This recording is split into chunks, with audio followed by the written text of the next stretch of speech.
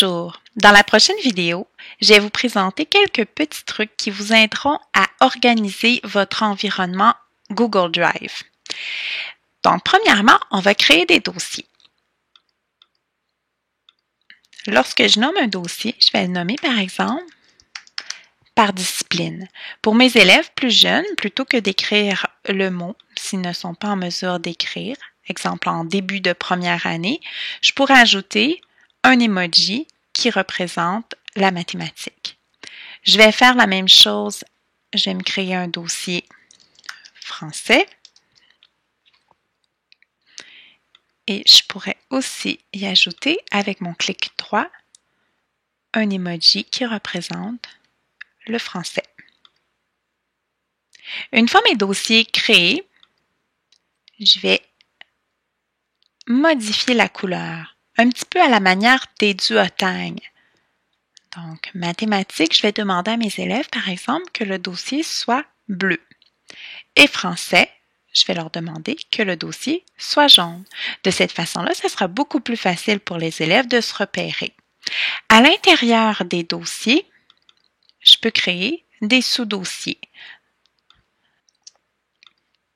Et je vais faire ainsi de suite selon le classement que vous voulez montrer à vos élèves en début d'année. Maintenant, si je veux que mes élèves partagent, donc surtout mes élèves plus jeunes, je vais leur demander de cliquer sur le dossier, de peser sur le petit bonhomme ici avec un plus et de partager le dossier ici à leur enseignant.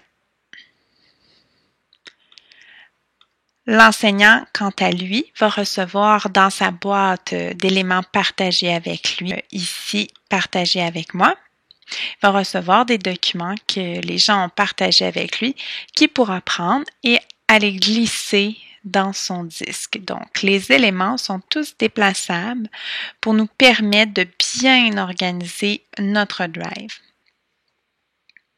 Chose très intéressante aussi à noter, lorsque nous sommes dans notre dossier, ici, je montre toujours à mes élèves à créer les nouveaux fichiers à partir même du dossier nommé là, au bon endroit. Donc, c'est-à-dire, je vais créer un nouveau document, une nouvelle carte, un nouveau formulaire, un nouveau dessin. En mathématiques, par exemple, je vais créer un nouveau dessin.